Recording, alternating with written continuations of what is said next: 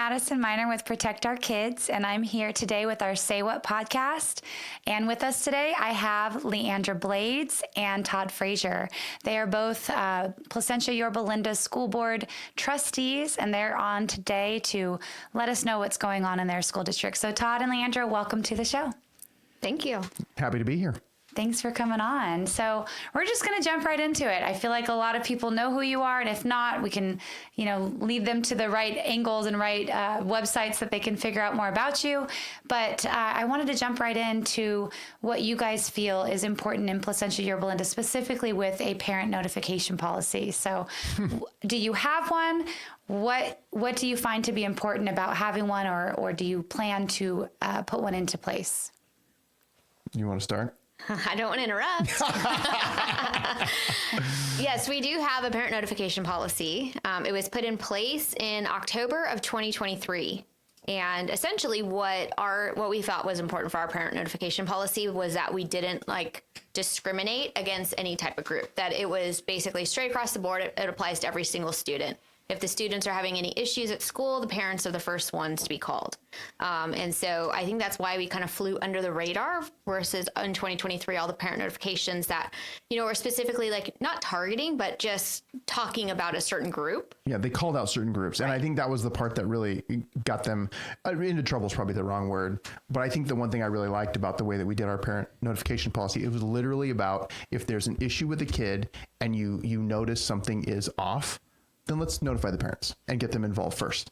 So I think that, and the thing that I think is wild about all of these things, any of the things that we're going to talk about today and policies in general lately, people start arguing the exception because the pushback that we got was, well, but what about bad parents? I was like, yeah, there are some bad parents, but that's the exception to the rule. That's not the norm. So we have to assume that parents are doing the best for their kids unless we know that they're not, and then things change. Yeah. But what guidelines, what's in place in your school district to protect kids from unsafe parents? Mandatory reporting stuff, the standard with every district. But I think this is a great move to protect the kids with having this notification policy saying, hey, tell the parents, involve them in what's going on, as opposed to excluding the parents. Right. I think that's just an important thing from a traditional family standpoint. I think that's where we need to be. Yeah. I mean, does the teacher who heard from the student, I am confused about my gender, I want to use a different locker room or use a different pronoun, does the teacher go home with that student? Or do they stay there? Right? Well, it's a weird policy. Yeah, that's a weird policy. But no, sincerely, does the teacher go home with the student who's gender dysmorphic? Do they go home with them? Or do they hear this story and pack it away into their little box and keep it secret from the families, right? Well, that's the concern, right? That's obviously the thing you want to get away from in any situation like that, whether it's some sort of mental place that they're at, or it's drugs, or it's anything related to other relationships, boyfriend, girlfriend, things in school. I mean, there's so many ways it could go. Right. Really. I mean, you have eating disorders. Somebody could be depressed about the breakup. Kids could just be sick. There's so many things. And I've always been very appreciative of, I've always used this reference to a football coach who, I have a very loud middle child. And when he was playing football, he happened to be very loud. And, there was a period, a few days where he was very quiet, but, he was also sick, and, we had to get him on antibiotics, and he was trying to power through. And so the coach called, hey, is everything great, at home, or, is everything okay with him? And I said, well, he's just go put on antibiotics for because he's sick. Right. That was it. But he called me to check in with me just to ensure, because, just a few days of being quiet. And so I appreciated that. But what I thought was very funny about that was there was a person who, one of our assistant superintendents who's not, here in our district anymore, but he says, well, that football coach should have called basically the mental health worker or counselor. And it's so that's the mindset of the education right now, is that the immediate call is to a counselor or to a mental health professional when you just have a sick kid, right. And that day, in fact, I was like, hey, he should be better tomorrow. We just started antibiotics for this. It's good. But essentially you had been trying to send my kid to a mental health counselor because he had a really awful sinus infection. Right. Well, and then I know that there's critics that say there's privacy rights that are getting trampled on with these notification policies. What would be your answer to that? what privacy? You'd have to explain that to me. If somebody comes and says, well, you're infringing on a student's privacy. Okay, how? And they never have an answer for that. No, they don't. And that's the problem, I think, with a lot of these, the people that are coming against some of these policies, which seem common sense. Like, it seems to me like it's very common sense to involve a parent if something seems off with a student. That, I mean, yes, there's a possibility that the parent may be the reason. However, adults can communicate differently than children and, you know, other people. Right. So, I mean, I think it's weird. It's like, okay, so what privacy is being trampled on? Please tell me. Yeah. Let me know. Yeah. And I would say, too, I am glad that we passed that in 2023 because I don't think it could get passed with the board we have right now because we had the board majority in 2023, and so it obviously went through. So I'm happy that we were able to do that, you know, to help, you know, parents be notified and to open up the doors of communication because really all this is communication.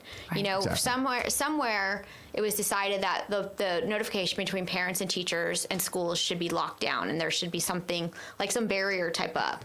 But I actually think the parent notification policy like really, you know, is trying to open up communication between, you know, parents and students and teachers. And so I think that was a positive direction where our district needed to go. Mm-hmm. Yeah, absolutely.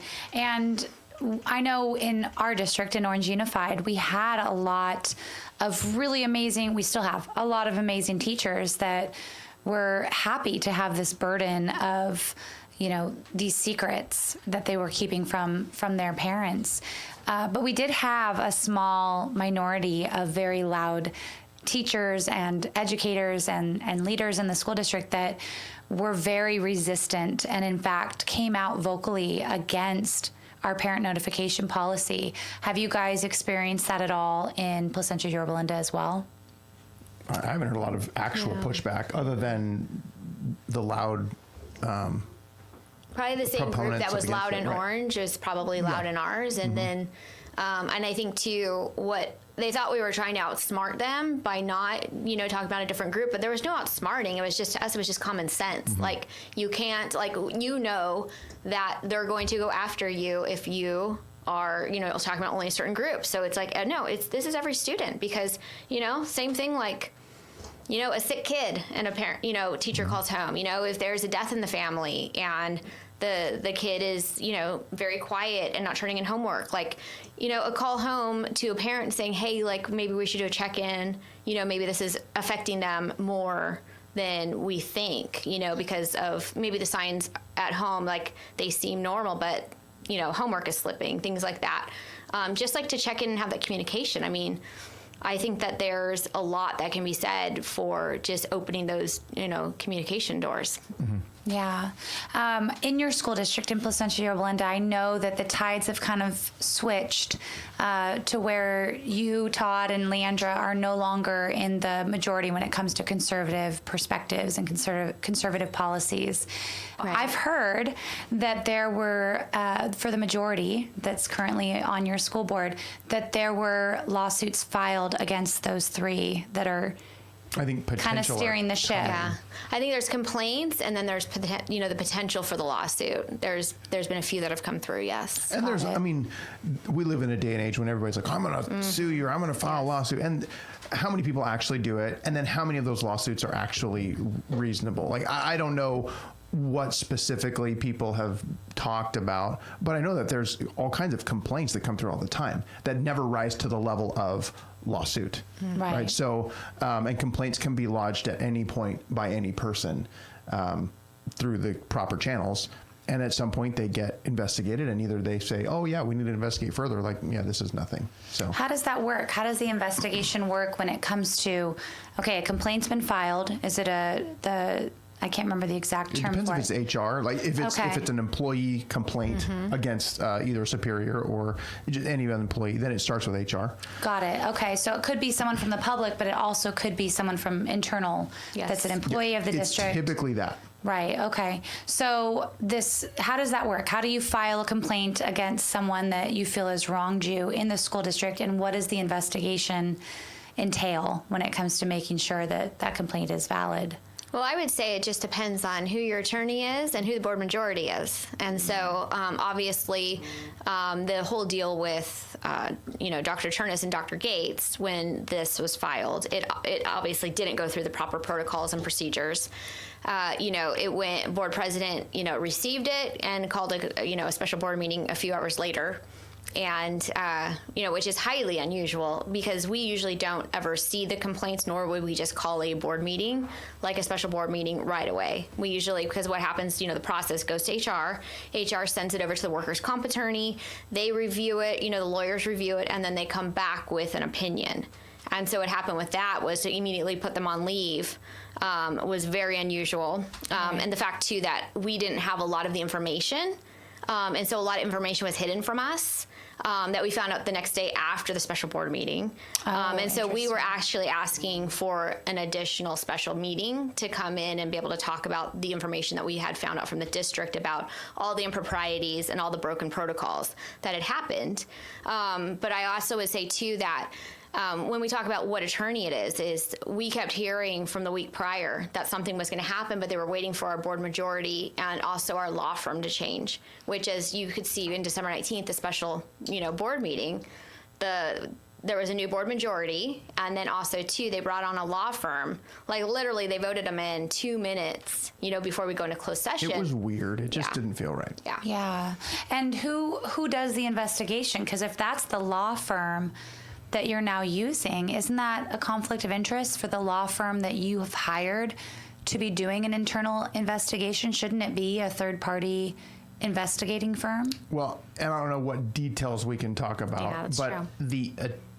the attorney was not the investigator.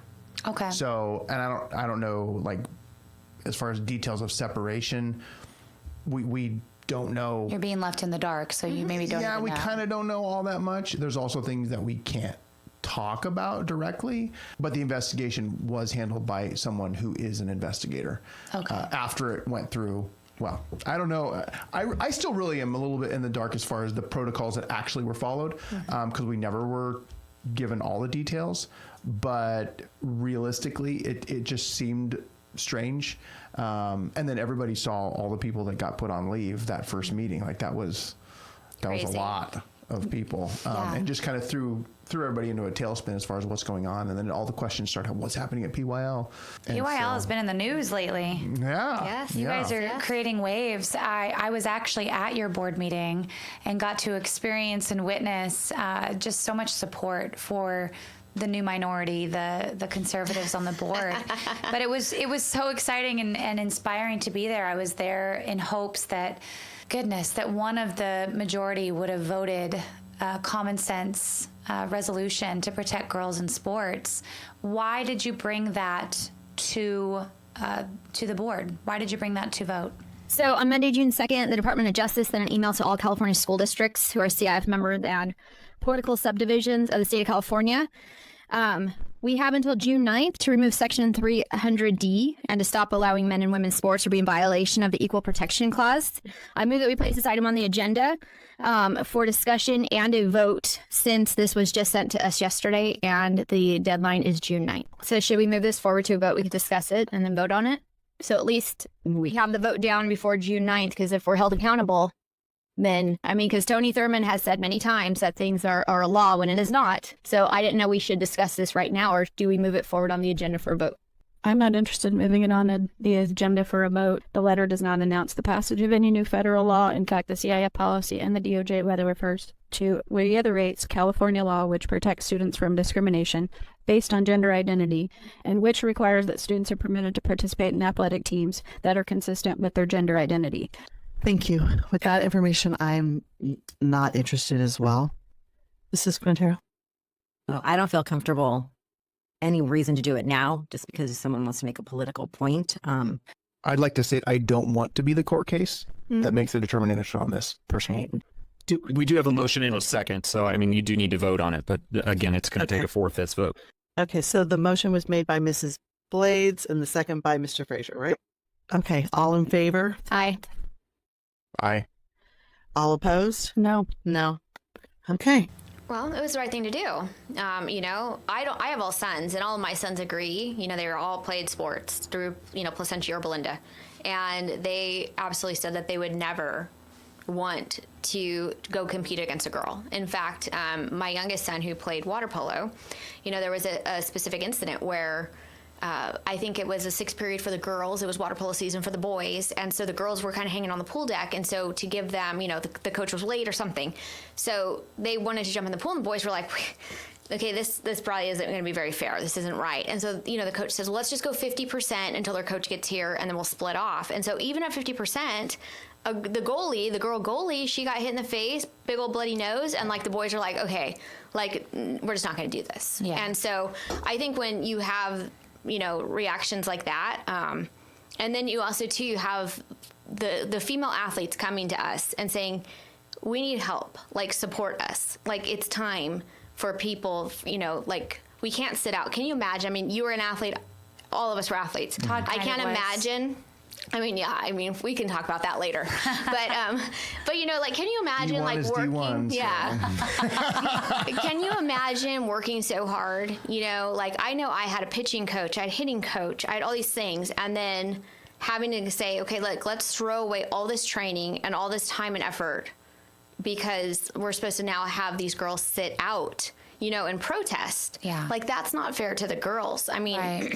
and so I know I had people tell me that. I had people ask, why don't the girls just take a knee and kneel instead of competing? You just spent maybe a decade of your young life. You know, these girls are 16, 17 years old. You just spent maybe 10 years of your life training. The financial burden, right? Your parents, we're all parents. Yeah. It's expensive putting your kids into sports. And to just kneel in that final competition or in any competition, yeah, okay, maybe if it's a contact sport, maybe if it's volleyball where that girl is now a quadriplegic or paraplegic, maybe if it's wrestling or football, that's a little bit different than something like track, which is what we just experienced this last weekend in Placentia, Yorba Linda. But it's wild to me that people say, oh, just let the boy win. I think that was one of Trisha Quintero's comments is, I taught my daughter that if you can't compete against the boys, that you should just walk away. What is that teaching your daughter? I don't think that's teaching your daughter the right thing. I think the boys should have not entered that competition is what the answer should be. Right. Right? Right. So last weekend, there was a track meet on Mother's Day weekend. There was a track meet that was CIF preliminaries, and there was a bunch of competitors that showed up to do their thing out there on the track. What happened and why was there such a big show up at this track meet, not just from Placentia or Belinda families, but from all over Southern California? Well, I mean, most people probably have heard the story by now, but maybe they haven't. Because there's a biological male, and this actually happened, I think, 2 weekends prior at Yorba Linda High School, which is when I think everything started being revealed of what's been happening in CIF Southern Section track. And there's a biological boy that is competing against the girls. And I think that also that was part of the catalyst, along with the emphasis on federal Title IX, putting emphasis on biological females only in female sports, which is why you brought the resolution itself. Right. And so he's competing against the girls and winning. And the way that the CIF state qualifying works is there's the top 10 go. And so if this athlete ends up in the top 10, then there's a girl, a biological female, that does not get to go. That would have gone otherwise. So, I mean, it really is impacting people.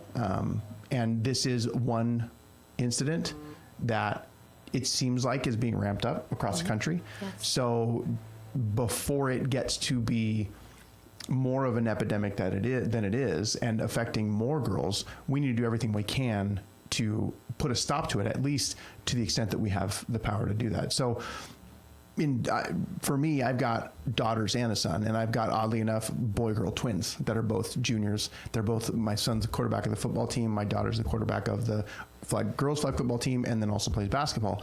And there's no way that it's a fair competition at all. And that's just common sense. I think it goes back to the point of it's just a common sense thing. Right. And so the responses that I have heard about in support of biological boys playing in girls' sports is, well, but it's nice.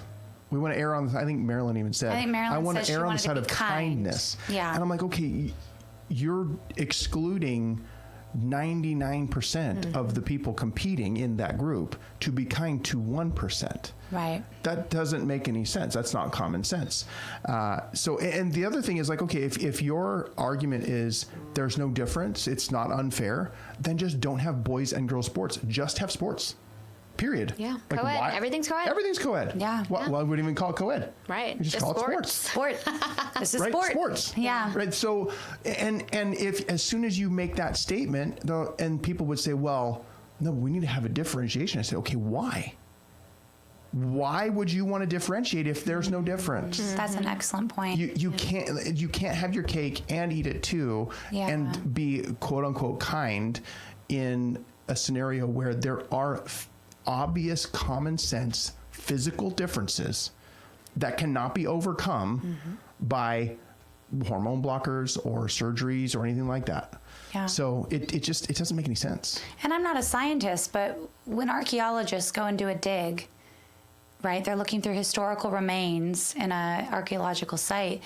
What tells them a boy versus a girl in the bone structures? Right. Mm-hmm. There's a huge difference in density and strength and length, and I mean it's pretty. Well, just bone structure. Yeah. Like there's so many things. Hips, shoulders, all of it. It's just, it's crazy. And I've heard a lot. I've been, on social media lately a lot, and just seeing people saying, oh, it's just one boy. Well, it's not, because that was 3 girls that lost spots, and then there was 3 boys on all the different CIF meets, and so that was potentially 3 plus 3 plus 3, and then across the state, this was just in like the southern section. And I also think too, to touch back on what was happening at Yorba High School, what I found really encouraging was there were boys, and so these shirts that were being sold. There was pink shirts, like it was like a very. I still need to get mine. Oh, okay. Yeah, I still need to get mine. So it's a pink shirt, and then in hot pink it said Safe Girl Sports, and so you had male athletes purchasing them, and it wasn't like. It was being purchased by parents who are filing lawsuits against, CIF and the state. And so it was like helping to fund the lawsuits. And so you had boys, walking around in them. You had the girls walking around in them. You had a ton of, parents and people at the stands purchasing them. And then I purchased one. I was wearing one. And as I was walking through, girls were saying, thank you so much for supporting us. Thank you so much. And so I really feel like they were supported. But then the second that they got on the track, the CIF officials were making them remove the shirts. Really? And so it was the only shirts that were told to be removed that day. And what did the shirt say? Save Girls Sports. All it said was Save Girls Sports. And so now what they're saying too is now CIF is looking at another lawsuit for First Amendment violations, because is there a policy in CIF that says you can't wear specific? I do know that that this boy's mother was coming out in videos before, and she was asking for the girls not to kneel, not to back out, and to compete, but she was also quoting Ed Code. Good afternoon, everyone. Nereida Hernandez here, and just wanted to take a moment to thank our athletes. Thank you for not letting the outside noise distract you from your passion. I am truly inspired by your dedication, your support to one another, your love, your inclusiveness. Also, a gentle reminder, please be cautious on the shirts you will be wearing. They could be a potential violation of Education Code Section 200 for bullying or harassment. And I wouldn't want anyone disqualified for, the negative influence from outside voices. And don't sit out. Do not sit out, because you are only hurting your own chances of placing and succeeding. What better way to respond than the same way that I did with positive sportsmanship when she first started? You have to remember, this is 3rd year in track and field. She has worked incredibly hard to earn her place. Saying that this was bullying or harassment. So I don't know if there was other talks going on behind the scenes, but you know what? Save Girls Sports, that is not bullying, it's not harassment, it's not transphobic, it's not homophobic, it's not any of these things. And I think that where things are starting to change is people are being more bold. Like as I've said for the last few days, you can call me transphobic, homophobic, whatever you would like to say. I know my own truth. People know my own truth, but that in the past has gotten people to back off. You know, having people attack you on social media, it's like, okay, wait, I'm going to back off but I think now it's like, okay, we're not going to back off. We're not going to back down. And so I think that was, you know, all these shirts and the fathers were stepping up, the boys, all of these people had these shirts and were supporting that. And so I think that that's where we're starting to see this change. It's people tried to make it appear that this was not happening here. It's not happening here. Oh, this is just, you know, certain cases. That's their problem. But we knew it was happening. But I think because it came into Orange County, you know, and it wasn't, you know, somewhere up north or it wasn't somewhere else. It's here. On our home turf. Yeah, and it's now publicized because people are starting to be more bold about it. Yeah. That's why I think we're seeing this uprising. Well, that argument too, it drives me a little nuts when people say, well, it's not happening here. Okay, so then with that logic, if something's not happening a place, then you don't make a rule about it. If it's not happening, then you never make a rule or a resolution or never say anything about it. Be reactive, not proactive. Right. So then if that's true, then we shouldn't have any rules or laws or resolution. There should be nothing put in place because, well, until it happens, we can't say that that's going to be a problem. Well, that's not how the world works. Right. Things that you can see, and it's called wisdom, when you look at something and say, that could be a problem. Maybe we should put a safeguard in place or a guardrail to say, you know what, we're not going to go down that road to keep us in this direction. So again, these arguments that come up against it, I have not heard a single argument against a protecting girls' sports resolution that cannot be just basically shown that it makes no sense by asking a question. Well, and you have twins. You have a male and a female twin. Yeah. I played soccer for a very, very long time. My niece could tell you that. And my husband, I love him, never played sports competitively. And when we started dating, we went to a park and we played, 1 versus 1 with some goals. And having never played soccer in his life, his touch was terrible. I love you, honey, but it was terrible. Poor Jason. And his skills were terrible, but he was faster than me. He could jump further than me. He could jump higher than me. He could outgun me when it came to muscles. And so for us to sit here and say, a male can join a girl's sport, it's not that big. I played soccer for a very long time. My parents put a lot of money and time into me not perfecting, I would never say I was perfect, but making this sport a big part of my life. Went down to Brazil and played for a bit.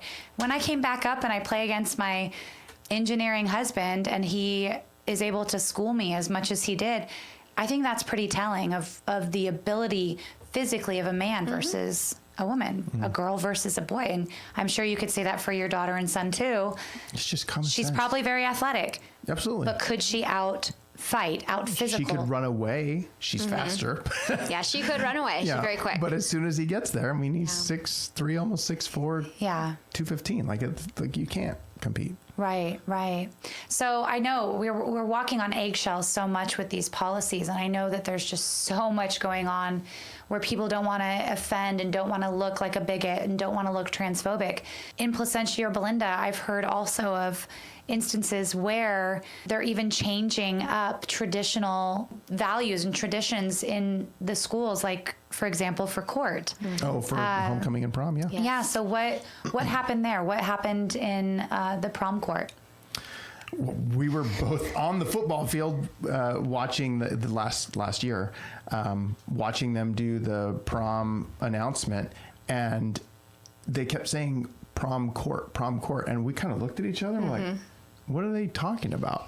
And it wasn't until after they revealed, and I think it happened to be two boys. And now, unintentionally, they didn't want it to be 2 boys. They were just saying, well, it's more fair. This is their argument. It's more fair if you just vote for everyone and just the top 2 vote getters win. And I'm like, well, but isn't the point, there's a prom king and a prom queen. That's just tradition. There's a homecoming king, there's a homecoming queen, or maybe just a homecoming queen. It just... Yeah, it just is. It's common sense. And if you want to change the world and you want to redefine everything, then go ahead. But don't force everyone else to go along with your different, unusual perspective and then say, well, you're a bigot if you don't agree. Right. It's like, no, that's just tradition. That's the way that we do things. Well, and I think Traditions are in place for a reason. to piggyback off of that, it's happened just at 2 of our schools. It's Esperanza and it's El Dorado. And so it appears that ASB, the leadership, the teachers, they got together and they decided unilaterally just to kind of do this. And so it's not happening at Yorba Linda High School. It's not happening at Valencia. So it's kind of who is at the school who decides, to push it. So we actually, parents were super upset. In fact, I just had a message, and says, well, why the heck is Esperanza, a court and having, 2 males on their court and stuff like that. And I said, hey, that came before the board, and the board majority chose to continue to allow this, the new board majority. We're the minority right now. But you have this and sometimes just implement it. Like, we didn't know this was happening. Me and him looked at each other. We were shocked. We were like, what the heck is happening? Idea. So we had to ask about it, and El Dorado was having the same ordeal because starting hearing from the El Dorado parents. And so, why make the changes? And it's always about inclusiveness and, all of these things that they just get together and they go, well, how can we be more inclusive to certain communities? How can we do this? Whereas just letting things be. Yeah, well, and it sounds like being inclusive is actually being exclusive. Because what about the people who, what do they call them? The king and the king? They just call them. They call them royalty. Court. The court. The court. It's just royalty. So that's their pronoun. But you see, court. Then, I was at Yorba Linda's homecoming because, I was split at Esperanza, Yorba Linda. So I saw that, and then there they are, king and queen. So, we're not even following the same. It's kind of like, different high schools. That's discrimination in my eyes. That's not inclusive. That's creating differences. Right. So how does that look for these students? What would you say, or how do you think these students feel now? A girl, trying to get on the prom court for these other 2 high schools. What message is that spreading to them? What message is it spreading to these females in sports who now are competing against boys? Well, I think that's an important point, is what is it saying to the girls? Because now they're essentially, it even came up at the last board meeting where, the other board members are saying, well, I see the issues in girls sports and they don't have enough support and there's this glass thing and they can never get above it. And then I said, but as soon as you introduce biological males, then you're making that worse. Yeah. Okay, you're going to give them more support, but then if you're letting biological males, then you're oppressing them even more, to use that term. So it really is one of those things where if you're wanting to support girls bettering themselves and doing and living out their best potential life, then you need to support them and give them goals to shoot for and give them, I don't like the term safe spaces at all. I feel like it's been monopolized. Right. But let them feel like they can thrive in an environment that is conducive to them succeeding. And I think that this is the opposite of that. In those scenarios, the only thing that we can do is continue to stand up for them and try and put things in place so that girls can be prom queens and homecoming queens. It's a sad world that we're living in. And if you have girls, you just have to be very vocal and supportive and saying, look, the world is backwards. I would love to know where the feminists went, where the women's rights advocates went, where the equal pay women went, like Rapinoe and Alex Morgan, the females who stepped up and said, we want equal pay, and you're a money guy. If there's not the same amount of people showing up to these games to watch them play, well, then equal pay doesn't actually make sense because it doesn't add up. You're not making any money for that sport, so why would you? But they got it. They got it, right? There's now equal pay, and now. Well, there's equal pay in certain scenarios. Sure. Right. You look at. If you look at the world of athletics, which is I think where everybody goes to because it's the biggest gap between the two, NBA and the WNBA. Absolutely. Like before Caitlin Clark, the WNBA had nobody in the stands, and now there's some more people in the stands. But it's still just you're getting paid to do a job, and that pay is based on how much revenue comes in for that business to pay you. Right. And if there's not more revenue coming in, you can't get paid more. Yeah. You can't just like print money Right. like the government does sometimes. Yeah, so in that same scenario, okay, Caitlin Clark, she's phenomenal. But what happens when LeBron James decides, I'm really kind of peaking in this man world? I'm going to go ahead and become a woman, and I'm going to go compete against the Caitlin Clarks of the world, and I'll get paid the same amount of money, and I'm going to be the superstar because I'm obviously going to be better than them. What then? What are they going to say? Yeah, I mean, that's a weird. Is that not reality. fair? I hope that never becomes reality. But is that fair? Because that's kind of what we're talking about, right? Exactly. Because that's exactly what's happening. And you know, this student, and I don't want to, you know, traipse on him because he's obviously, he needs help. But here he is competing in high jump and long jump and triple jump. I did the background check with a friend of mine, and we saw his scores, his distances and his heights that he jumped. He would have been 32nd or 31st in the long jump in the boys division. He would have been 19th in the triple jump, and he would have been 24th in the high jump. Right. And technically he wouldn't even have gotten to compete in the high jump because his starting height for the boys is 5'8", I believe. And his PR, the best he's ever done, is 5'6". Yeah, the minimum qualifying. Yeah. Right, the minimum qualifying. So, you know, I feel like it's a little bit different, obviously, than the LeBron James is because he is such a phenomenal athlete. But here's this kid who really couldn't have made it in the boy sports world, coming over as a girl and dominating the girls because he is built differently. Right. And people say, oh, is he on hormone blockers? Is he already going through gender changes? It doesn't matter because he's just, when he came out of his mom's tummy, he was different, right? So I know we could go on about this forever, but Well, we could, and I think too, you know, I've asked the question is the transition, when they actually do go through the full transition, it's such a long medical process that I don't see how anybody can transition in high school and then go and try to be athletic because there's so many complications and the recovery is like very long, and a lot of times it affects the urethra, you know, the colon, it affects all these things because of all of the manipulation. Like they have to take things out of your leg to, you know, try to make things appear. And so there's a lot of... It's a lot. It's a lot. It's a huge surgery. So when people say like, well, you know, somebody said he's transitioned, and I said, well, he has consistently been competing either in the male category or the female category, you know, throughout high school. So when did he switch over? I think he switched over just this last year or the year before. yeah, I've heard multiple things. I've heard that in middle school, he tried to go to middle school as a girl, but COVID hit. And so he just homeschooled for the entirety of his middle school career or middle school time. And then come high school, I was told he was already appearing to be a female. But yeah, I think he was competing as a female since freshman year, and he's now a junior. Right. But he plays volleyball too. So there's multiple sports that we're talking about. It's not just track. Yeah.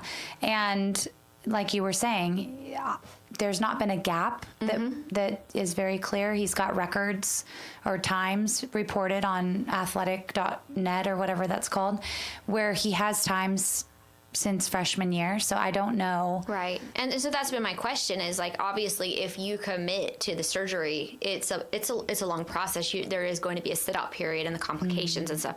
So that was just something I asked, and somebody online said, oh, she's asking, you know, to do a genital check. And I said, no, I'm just simply asking, this is a really hard surgery, and it's a long recovery process. And so if you have these athletes who haven't had any type of break, because to be a competitive athlete, you have to obviously train year round. Right. So we just haven't seen that break. And so I said, so when did this transition happen? And so suddenly I was wanting genital checks. Well, and that's the other people push back to people say, well, who's going to check them? Well, the same way that we do right now with girls and boys sports is you have a birth certificate. Right. It's not difficult. And And even when the boys go in for physicals, you know, the doctors are checking. You know, they make sure they're healthy. They check, you know. That's true. There's a certain check. So, That's I mean, true. it's either there or it's not there. I mean, I don't know what to say. Right. Well, and it's a good thing that Carrie Buck was doing security at the last track meet to make sure that, you know, she was making sure that that one student was safe. But what about the other 99%, like what you were saying, Todd, she was so concerned about that one student's safety. But there's tons of more female athletes that were there at that track meet that I guarantee she wasn't paying attention to or caring about their scores or their welfare, their mental health while they're out there competing against a male and getting beat because he did really well. And so there's that. I've also seen online, I've seen a certain cross-country coach, I believe at Yorba Linda High School, that has been very vocal and saying, why aren't you reporting all the good things that we've done? Why aren't you discussing all the accolades that we've had, you know, at Yorba Linda High School specifically in cross-country? What would you say to that coach who's, you know, clearly upset about the focus that has been taken over in Placentia Yorba Linda right now? Well, we do. We give them, you know, we give them a lot of accolades. We try to give all of our, you know, sports some accolades. And so, you know, it's disappointing when you have, you know, a coach come out like that, because obviously this coach has female daughters and they're phenomenal athletes.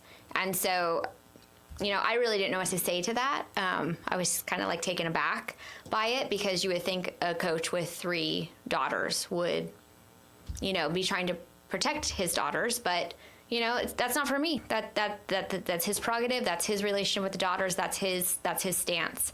I will go back though with the Carrie Buck situation. Was, you know, she was absolutely standing with the mother of, you know, the male. And also, you know, is it USA, Our Schools USA? Yeah. The president happened to show up there, and she's been advocating up with Scott Wiener in Sacramento.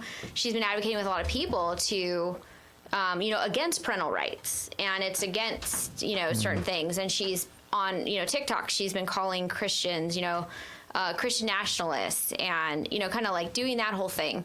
And then you have the Pride at the Pier, and then you have, you know, the Lavender Democrats. And there was actually people that Carrie was standing with who had come to speak at our board meeting. And so my whole thing is when Pride at the Pier came at me last night or whenever it was, and they said that she was conducting security, I was kind of laughing, because if that's what she's telling people, then this is the problem that our voters are having in Placentia and in Yorba Linda, is you have union members coming to the door and they're saying, oh, they're nonpartisan, they don't believe this. It's like me and Todd kind of just own our beliefs and our views, but then others are trying to get elected. It was like when in 2022, she voted against the critical race theory ban, but then she was telling people, I just didn't like the resolution. I didn't like this. You know, it wasn't vetted by the attorney when the attorney was sitting there the whole time. So it's kind of like one of those things where I think this is a point where Carrie needs, if you're going to go and you're going to console a mother and you're going to go stand with certain groups and you're taking the stand, when people start to question about it, don't say that you're doing security, because they don't. It's probably against board bylaws for us to go, you know, well, that do couldn't security. That couldn't have been a like a true statement. I learned about this when we talked about it the other day, because I wasn't there, I was out of town. Right. But just the comment, if that's what she said, that doesn't make any sense. No, it makes no sense. Now, maybe you wanted to be there to make sure there was security, but even then, like, really, we have campus security. We have people on campus for track meets and stuff like that. So I don't know. It's just weird. But my point is this is like, don't fool the community. Like, it's time to take a stand. Like, obviously, stand up for what you're saying. She had a transgender pride flag pin, you know, that night. And so, you know, she has it, but is she taking it? Or like, when does she take it off? You know what I mean? So like, don't appease. Like, if you're going to have this stance, don't do it in the dark. You know, come out in the light. Like, don't say, oh, it was, you know, if that's what she told Pride at the Pier, she was doing security, or somebody was trying to, you know, gloss over this whole thing that's who she was standing with. It's very clear from the board meeting. Yeah, yes, very clear from the board meeting the other night that, I mean, she gave a separate resolution, which I believe was a Brown Act violation. And a lot of attorneys are saying, yes, it was a Brown Act violation. I think it could be characterized either way, but it was a rewriting. It is a complete rewriting of the resolution that you presented. It wasn't pieces of your resolution. It was a complete change. Complete rewrite. And it was never submitted, nothing. But that's neither here nor there. It was to advocate for men in women's sports. That was what her resolution. Identity instead of biological. Well, I think Marilyn and Carrie just offered to pay for cleats and ballet shoes for all the students in Placentia Yorba Linda is what I took from that. Yeah. Because they wanted equity, you know, for supplies and for gear. Right. Is what it sounded like. Well, and that's the thing too, is they were so down on Dr. Chernus when he was there, but like when Yorba Linda High School's flag football team, when they were not supplying the flags or even the footballs to them, and they were given, you know, uniforms that looked like they were from the 90s, Dr. Chernus was the one who stepped up and, you know, was actually refunding the boosters for having to purchase uniforms and the equipment, because he says this is the job of our district. And so I saw more stepping up, and I saw more, you know, actually supporting our athletes and girls sports, you know, females, that we know with Dr. Chernus in there. And then like now it's just like, you know, to the wayside. Like I had to make a video last night because these boosters are coming out and they're saying like, we have all these repairs. We have these outside user groups coming in. They're tearing up our fields. They're tearing up our soccer fields. And then they're submitting a claim to the district like, hey, we need to reseed. We need to, you know, laser level. We need to do all these things. And they're getting it back to have the boosters take care of it. So my whole stance now is, you know what? No outside users at all. Because what they're doing is they're taking all these facility fees, because to use our fields, the district is charging money. And so they're pushing it right into the general fund. So if we're not going to, you know, help it out, and the gall of it all is that, have the boosters pay. So not only, I mean, I've been a booster president. I've been on the boosters a lot. You're on the boosters. We have to do a lot of work, a lot of fundraising. And so to come up with, you know, $5,500 to $10,000 more, you know, in money and fundraising to fix fields and that nobody wants other to get hit users with another fundraising email like that. Nobody, we get them all the time, and you have to do it because no more car washes. No more car washes, right? Yeah, but you're absolutely right. So stop. Like, so that's what the whole thing, it should just be stopped. Outside user groups should be stopped. If the district is unwilling to pay to repair these fields, then have it be stopped. Yeah. But, you know, but when Dr. Chernus was here, he understood that because he was very, very pro-parent. And I think that's why the union, and that's why all these outside were trying so hard to get rid of him, because he was the first person who actually stood up and said, I am pro-parent. I am pro-student. I am pro-this. I am not a member of this old guard or the old boys club. Like, you know, we work for the students. And so I do think that all of this misinformation that was going on in our school district, because Beverly Hills, I mean, open arms. They even had a private investigator look into all these claims that these, you know, union members and all these people were sending to Beverly Hills when he was, you know, in the process. Oh, yes. About Dr. Chernus. About Dr. Chernus. So there was a private investigator that looked into all this, and he found all of their financial claims. All of this stuff was absolutely like false. Oh yeah, the financial stuff was. Yeah, the financial was ridiculous. And so, you know, they have a 5-0 vote. And so, of course, so here we are. You know, the district doesn't want to pay to upgrade, you know, the facilities or even fix the facilities for athletes. They don't want to pay, you know, they don't want to give equipment to our flag football, you know, girls, or equipment to, you know, our new programs or any of our athletes. But then Chernus gets out there into Beverly Hills and suddenly he has a 5-year Nike contract, and they're supplying all the equipment and all the uniforms to their athletes. Wow. So there's like, you know, so I think our community is going to find very quickly what they lost by listening to some of the noise that these union members and the Democrat Party were pushing. Yeah. Because, you know, when you're openly conservative and when you're openly pro-parent, obviously they came at him. Yeah. And what they did to him, what they did to his son, I mean, his son is nowhere near our school district, doesn't attend our school district, and they were saying he was, you know, these facilities were being built for his son. Like, I mean, come on now.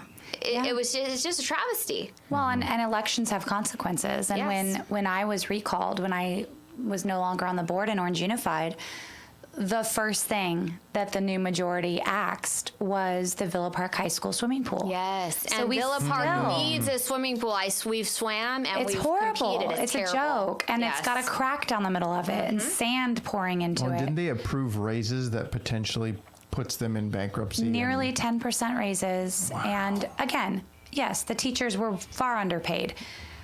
But when you axe a swimming pool, that's not fair, right? That's a sport that's now not able to use their facility properly, and toes getting broken on the concrete because the deck is so uneven and unbalanced.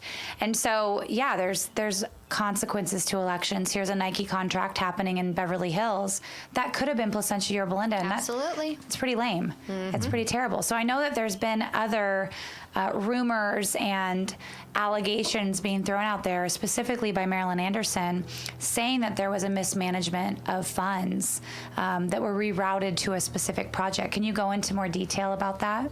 Well, the project that she's talking about is the Valencia Kitchen. It's like a $4 or $5 million project. And, while if they need it, then that's fine. But I think that there's a better way, because I think updating the kitchens and doing certain things, I do believe that there's some cheaper and healthier alternatives to just bring the food in. But that's neither here nor there. The Valencia Kitchen project was being spoken of, but it had not even been voted in as a board to start the project. You have things that are in the works. And so what her contention is our USI was built on developer fees. And so that's there's all these different fees like that they pull money from to do different funds. And so, did I say fees? Well, the developer fees are what fill that funds. fund. Okay, yeah. But it's a developer fund then once it's in the fund. Right. So so she was saying that $1.9 million was used towards USI, and taken from the Valencia Kitchen. And so that was what she actually put on her campaign information. And so what we're finding is that Valencia and that area, they always talk about, it's a Title I, area, and that, it's low income and there's a lot of needs over there. And the school's been around a long time. Super long time. Yeah. So we've been trying to be able to have the kids that can't afford club sports, they can't afford, private trainers, they can't afford these, to have a place where they can go, and a place that they can go train, and so they can have this opportunity. So she's pushing out to, her constituents over there that this is a terrible place. They're stealing money from Valencia. And that was absolutely completely false. And it was, brought out that was completely false. And the Valencia Kitchen wasn't even voted in, I don't believe, until November of 2024, which was after the election. And so the project hadn't even started, but she was actually lying to the community, saying that funds were being stolen and moved around, which was just completely false. And what a disservice to her community. Yeah, and it was sad because all of us, you and I included, were all for the Valencia Kitchen being done. And they brought a list, I think in late 23, of all of the things that needed to be done. He said, Dr. Cherna said, bring us a list. Tell us all the things. And that was one of the things on the list. And that was, I think, a pretty high priority. They've got a really high enrollment there, and we need to make sure that the facilities work for those students. But then to characterize the way that money was being spent on something that we all approved, to say that it was being stolen from another project is just disingenuous. I mean, you can look at the funds and the dollars and the balance that we had at the end of the school year and say we didn't have any financial mismanagement. As a matter of fact, there's nothing came out of any investigation anywhere that said there was financial mismanagement. So it's a lot of characterizations that are disingenuous because they are wanting to promote a certain narrative, thank you, that fits whatever their goal would be. And it just doesn't seem like, I'm using the word common sense a lot. It doesn't seem like it makes a lot of sense. It's not common sense to just be like, well, if we spent this money here, then we didn't spend it on the kitchen. No, we just hadn't spent it on the kitchen yet. And she also used the number of $3 million, over $3 million, which isn't what the number was. So it was just a bunch of hogwash. That's a word. I was going to say propaganda, but now is USI, can you secondly, can you explain what USI stands for? Because I know it's an acronym that maybe some of our followers don't understand. Explain what that is and explain kind of where it is in relation to Valencia High School. So it's called the Universal Sports Institute, and he could probably go more into depth because his kids actually attend there. It's a program through our Parkview, which is our homeschool program. And so what we were catching on, and also too, we had some actual staff coming to as teachers and saying, hey, our kids, we're going to have to pull them out of Placentia or Belinda because we're going to send them to the sports academy, because these sports academies obviously are all over Orange County. And so that kind of got on our radar. And so, started sending, you kind of start looking into all this stuff. And so I sent it over to Chernis. Chernis started looking into it, and he says, well, these kids have to be homeschooled somewhere. So they're enrolling in a homeschool program, and then they go to the sports academy. He says, we have a homeschool program. We have Parkview. So which is phenomenal. Yeah, which is great. And so we said we could easily get this done. So when we brought that forward, the complaints were like, oh, it's being done too fast. And, even like the Orange County School of Computer Science that we have up, that was, oh, it's too fast. It was, the district charter. And so I don't necessarily know. I don't think in my heart of hearts, it was not too fast. It was not anything, because they've all been successful programs.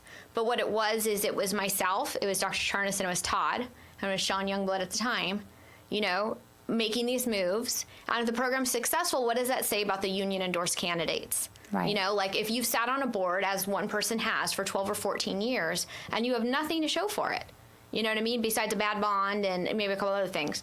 But all of a sudden you go in and we're making the moves. It was almost like kind of how Trump came in. All of a sudden he's just making moves and we're just going forward. And so I think that was more of, we were making people look bad, and we were also changing the way that people look at education. And can this work? And is it good for the union to have control over the schools like it is? Or is it better for the parents and just, people with common sense? To be able to lead, and I think too, and I think that even too with all of these resolutions and these policies too that we've brought forward, and I'm sure you can talk about USI more in a minute, but I have to put this out there is we're in the middle of a superintendent search because, obviously our superintendent was driven out, and, we're probably going to be facing lawsuits for that, but, we're having these superintendents, and what they're trying to do is the CTA, California Teachers Association, and then the CSBA, California School Board Association, they're basically have all of these functions, and they're trying to control who the superintendents are in each district. We have law firms who have search firms. You have all these things.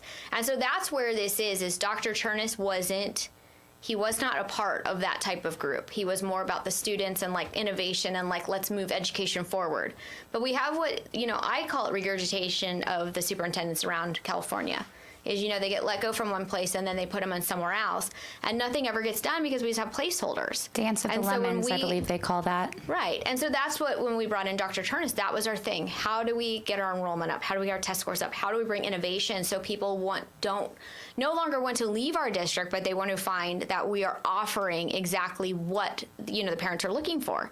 And so that was the moves we made. And then obviously we were up 22 students. We didn't decline 400. So I say that's 422 students up, because we didn't lose our 400 based on students. Based on the assumption that we were going to be losing 400 students. The fact that we didn't means again, this is the way propaganda works. You see a fact, and then you characterize it however you want to fit whatever narrative you're trying to say. And if you're going to say, well, we didn't gain any students because we're just the same place we were last year. However, in all of our projections, we had been losing 400 students a year since 2017, whatever that was. It's been a long time. And the fact that we now all of a sudden caught back up, I believe that it was because of the innovation and the things that were being put in place to get people to be interested again. Because like it or not, the education system, the way that it has always been, is under attack from people that are doing it better. Bottom line. Yeah. Bottom line. Whether it's sports institutes or it's specific computer science or arts schools that are coming in as charters, which we have we have several that have petitioned, one that is going to be going in next year, and that's going to just start happening more. So we have to, as a district, start making moves to be innovative. Absolutely. And make people want to select to come here, because it's not like the old days where it's just like, where do you live? That's a school that you go to. Right. That doesn't happen anymore. Even within our district, students go from school to school inside of our district because there's different programs that are offered. Absolutely. So you have to look at it from the standpoint of, we are in a competition. It's not just go along to get along and we keep our fortress together because nobody leaves. And that's not true.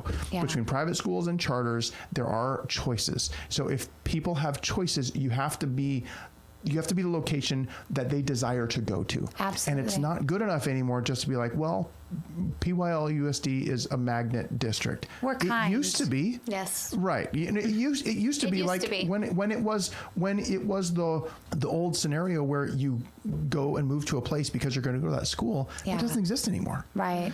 So the innovation that Chernus brought and that the direction we were moving in, I felt like was putting us in a good position to be competitive with all of the other education models that are out there, because you either adapt or die. Yeah. And I think that's the part of the problem that I think is really holding most school districts back, and education in America in general, is there are people that are not willing to make changes that are hard things to do.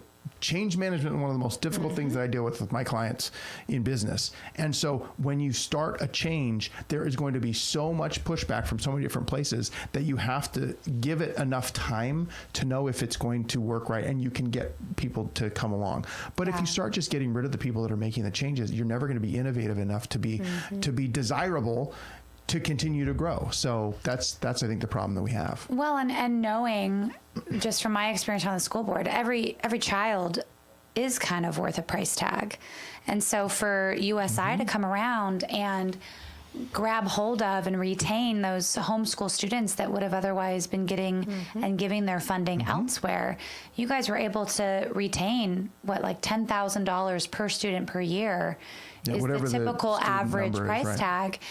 That's a lot of money that you guys, that USI, that your former majority and now your minority and your former superintendent were able to become competitive enough that those families did not flee like so many other families did. And I commend you for that, because that's something that Orange Unified has not done. There is competition, but the competition schools are full.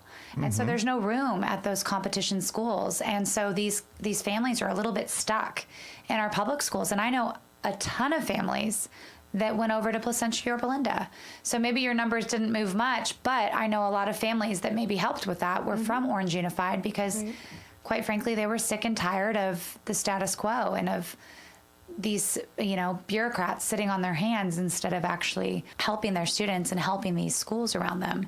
Well, districts across the state were losing enrollment and had to cut teachers and do all this kind of different stuff that has Placentia Yorba Linda had to have they had to cut teachers this year? There's temporary teachers that aren't being renewed, but it hasn't been, from what I've been aware, it's not been some major change. Like a lot of these districts, like Anaheim, I know had a big layoff. Santa Ana, I think it was a couple hundred. Yeah. So. Well, I mean, I think it was because of our enrollment numbers going up. But I mean, stand by, because now that who knows? Now what people, I mean, the change they're trying to make to USI, we had like high, coaches, but the unions were actually coming after, like APLE, the CTA teachers union, and then also our classified unions. They were coming after specifically USI and Orange, or Orange, OCSCS. Yeah, OCSCS.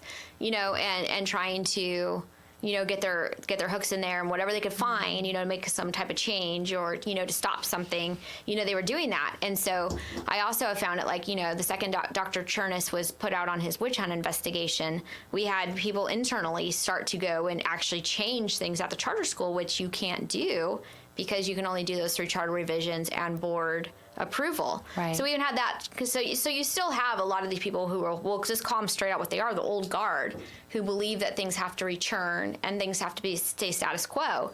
And that's the concern that we have as we're looking for this new superintendent, is like, do we want an old guard to come in and just hold the place down, because then we're just going to bleed more people? Or do we want an It's just innovator? a matter of time at that point. Yeah. So you just talked about kind of some bad changes that happened. What do you, Todd, and you, Leandra, what do you guys see that would be positive changes for the future of Placentia Yorba Linda when it comes to curriculum transparency, bettering the curriculum, making sure that kids are protected, maybe even in girls' sports? What do you guys see as positive changes that could happen in Placentia Yorba Linda?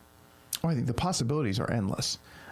The problem I see is getting enough people to support the changes that need to be made, because that really is the issue that we're facing, is what direction is, we have to find a new superintendent, and then what direction is the board going to be willing to go in? Can we come together on a few things that says, this is, maybe I don't agree with this 100%, but this is the best for our district and the best for the students. So let's go ahead and make that happen. Hopefully that can take place. I don't know. it's been, I mean, I had hopes for the new majority to maybe have a little bit of, Common sense. a little cross aisle conversation. I haven't given up hope yet, but it's one of those things where there's a lot of things that could just, I mean, I think the biggest thing would be to continue USI and OCSCS at their current direction and see how that goes. Do some of the facility upgrades that we need to get done, because we are doing some facility upgrades. And then we still have temporary people in place at the executive cabinet level. Like until we have a superintendent, then we have to fill with permanent people in some of these slots that are temporary people. So there's a lot of work to do. Yeah. And the first step is really to find a quality superintendent that understands innovation and understands the need to be competitive and not just go along to get along. So. And I know we've talked a lot about, all the hot button issues, but bottom line is this is an education. And so kind of along those lines as well, what could you see Placentia or Belinda doing to focus, and what have you already done and what can you change to focus on excellence in curriculum and bettering the grades and the academic experience for your students? Well, I feel like we've done that. That's just the whole thing. Like, our test scores have gone up. Obviously, we had interventions taking place, which is tutoring before and after school. And we did a lot of those things. We had like thousands of kids in these interventions. And so we actually were very, very proactive in that. And, we even had like Lot 318, which is, in a different area. It's over by Valencia. It's in Marilyn Anderson's area. Like, Turnus had tutors. He was paying teachers to go over there and to tutor these kids because they have an after-school program over there. And so we were really working. And then the numbers rose. The numbers shot up. Everything that you, see, everything that went right, happened. And it happened because Turnus went in and we made the moves. Kind of ripped the Band-Aid off and, let's go. But, so I don't know anymore now because we've been sitting here and, when we were in the board majority, we made the moves and we made them quick. I mean, we're already in May, almost June. And all we've had is investigations, Period. Investigations, multiple acting superintendents. And if, an acting superintendent didn't do it, the board majority, breaking bylaws or doing, things that they wanted, they're out. And we've just been playing games. And so but where's the students? I mean, by now, when we were in 2024, I think when I was the board president, USI, we were almost up and running. We were, the program was almost done. OCSCS was almost getting done. And we did this all in 6 months. But what have we done now? We're back to the playing games. We're back to emailing. Obviously, we have issues. We have serious legal issues that are going to arise because we have a superintendent or superintendents, I don't even know what to say anymore, that are ignoring our charter school parents and our charter school teachers who are saying these revisions and these programs shouldn't have been moved because it's been done illegally. The attorneys are saying otherwise, but they're just ignoring it. And so we're kind of back to where I started in 2020 and 2021 when if you asked a question, you just got ignored. And so that was one thing I feel is, they just don't answer the questions or they just ignore the problem and hope that it's going to go away. And and then if you get sued or something happens, well, it's not our money. It's the district money. It's taxpayer money. And so that's kind of the look. Instead of just doing what's right and what's lawful, we're back to nonsense. Well, so 2 questions, and I guess these are kind of loaded, but Leandra, congratulations, first of all, on winning your recent election. I'm sure you're enjoying your time on the board more than ever this year. But for you, Todd, do you intend to run again? And then what can parents do to support you both in the new minority? Yeah, well, first of all, I absolutely intend to run again. This is not something that, you don't get into lightly, and that there are things that come up. Life happens, obviously. There are always exceptions to a rule, right? We talked about that earlier. Don't argue an exception because that's not an argument. But I think there's going to be a long tail thing for the district to continue to get better. And if people like Leandra and myself aren't willing to step up and put themselves in the line of fire, then there's no hope for the district. So I would say in supporting us in what we're doing is continue to show up. I think that's the one thing that I see from conservatives in general is we get complacent. We feel like, cool, we've got it. This makes sense. Now we're in. It happened when I got elected. And it really feels like it was like, cool, we can just take our foot off the gas and cruise. And then this last election cycle, Sean decides to not run again. And we just didn't, the people weren't rallying around it because we weren't behind. So I think if we can have that mindset of we're playing from behind as conservatives in general that want to support kids and traditional family and all the and reading, writing, and arithmetic, right, in schools. I think that we need to not just be complacent and sit back and wait. We need to be active. And that doesn't mean that you need to go stand on the corner with a sign and yell and scream. But it does mean that you need to be paying attention and be active and be supporting the people that you want to be making decisions inside of your district, specifically in PYL, so that the district can continue to thrive and put people in place that are innovative and have the fortitude really to stand up to the status quo and say, we're going to do this a different way, because that really is what it is. It's having the fortitude and strength to stand up to say, no, I disagree. We have fundamental differences in how we see the world. And so therefore I can't get with that idea or that concept. So. Yeah, absolutely. How about you, Leandra? Congratulations. Todd is going to run again. Thank the Lord. I knew he was going to run again. We've already talked about it. We talked about it, and then I told him I was going to egg his house if he didn't. Like, repeatedly, like every day. I have chickens. I can bring the eggs. Those are expensive. Don't throw eggs. All right, well, we'll bring fake eggs. But what is it that you see for the future of PYL? I'm kind of on the same page as him. Obviously, the superintendent, is going to be huge, because it's either going to probably make or break the district. And, there's been a lot of people who have said, too, Chernus started a lot of things, started a lot of good things. And so it's going to be hard for superintendent to come on his coattails, and to just kind of like sit there and be a placeholder as we've had before. And so I think the superintendent deal is going to be big, because how do you go back to somebody who doesn't want to innovate? And somebody that doesn't want to see test scores go up. I mean, like, it was like pulling teeth before Chernus to try to get anything done. I mean, we're just going to be honest here. And then, like, I think too, and I think too, like, myself and Todd, our style is like, we're not calling every day to the superintendent. We're not like in the office every day. We're not trying to make friends with people at the district office. Like, we understand what our role is and what our job is. So we're very hands off. And so, you really have to have, with this approach and actually governance, which I find it very funny that our CSBA board members, they do opposite of what CSBA preaches for governance, but that's another topic. So I think you have to have that trust if you're going to be that hands off, and so that's kind of who we are. So it's gonna be different. But I also think too, what we're starting to see with the uprising, because I think Tricia Quintero, she was saying no party preference, and like I know people said that when she approached their house, and they said, well, where's your stance on critical race theory? She just turned around and walked away, and so things like that. And so there was never really like. It was always, they're financially doing these things, or they're Christian nationalists. So that's what the union was pushing, and they're trying to make this whole place into a private school and charter schools, and it's like, how do you even do that? But you can't. But I think too, right. I think too, what I'm hearing from the communities, from the board majority, is we didn't know, that this was how they thought, and we didn't know that this is what they wanted to bring in. And so I think we're starting to, it's like COVID all over again, but we're not in masks and it's not ridiculous. Don't say that. Don't say it's COVID all over again. Well, I would say we're in the part of the awakening of the parents. Yeah.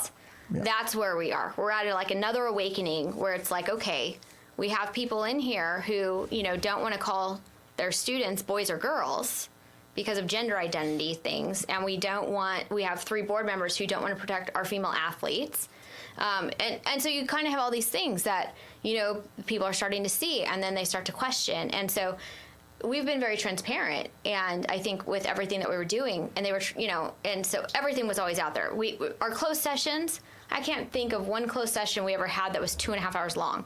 Like our closed sessions before. Yeah, no, they're all that way. Now everything is a special board meeting. It's closed session. It's behind the scenes. It's hiding things. Like we're sitting there going, like we're screaming back there because it's all trying to hide. A closed session is just so they can hide what they're doing. 100%. And so that's where we're really, like struggling with that is we were very transparent, like 15-minute closed session, before, like we'd have 45 minutes before a board meeting, like we're watching videos, like we're sending memes back there, like we're, like waiting for the board meeting to start. We were like, well, should we push up our board meetings to 5:30 so we don't have to wait so long? And then now we're having these closed sessions starting at 3:30 in the afternoon. And going till 6. Who can do that with a job? Exactly. So I think that's it. I think we are seeing the awakening, and I think we did have the community. They said, well, you guys got this. Like, there's a CRT ban, like the DEI stuff, that was all going away, and we were focusing on the curriculum, and we're focusing on this.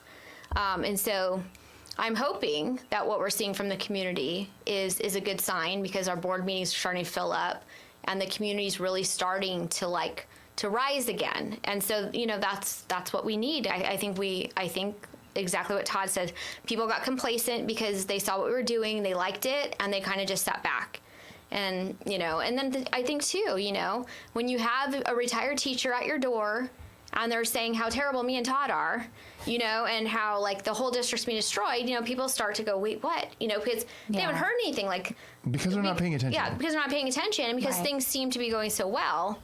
And then all of a sudden you have these people who are saying, oh my gosh, this and the financial and And it's Right. like, then they get concerned. And so I think that's another thing that people are realizing is that the Teachers Association, the union, the teachers union, is using their retired teachers to come in and to pay talk 'em. to people. They pay them to walk, and they pay them to knock on that door of where they used to teach and say, I'm your trusted teacher. And we need to walk away, even though they haven't been in the classroom for 20 years. Yeah. And what the union is telling them is absolute lies. And so, I had a teacher that came up to us at the board meeting, and she was retired, and she started asking us questions. We said, no, it's this. And she says, they didn't tell me that. Oh, yeah. And then she Yeah. never showed up to another board meeting. Yeah. And so when they do get the facts, but that's the whole thing is we can't, as candidates, and when you're running, you're chasing your tail as it is, but to try to chase all the lies and the misinformation, it's a hard job. So It is hard. So I appreciate your podcast and the people who've been reaching out and saying, hey, we need to get the actual message out there so people know what's going on. So when we're doing this, obviously consistently so people understand. So when you do get that knock on the door, you could be like some of the other people and just chase them off, some people chasing people off at their doors. And they were sending me the rings, and it was always very amusing to be able to see. But yeah. and on the other side, and I wanted to kind of encourage you with this too, but when I was out there knocking and walking for you, Leandra, I remember at least 2 or 3 different doors where they said they supported you. In fact, one of the doors that I knocked on, when they answered, they said, I can't be vocal about this because I actually know the opponent of Leandra, but I do fully support her, and I will absolutely be voting because I don't agree with her opponent. And so I do think people are waking up and realizing that they can't be sleepers any longer. I just hope it's not too late. Right. And so thank you guys. Thank you both for all that you've done for Placentia Yorba Linda. Thank you for standing strong and being the minority as it is right now.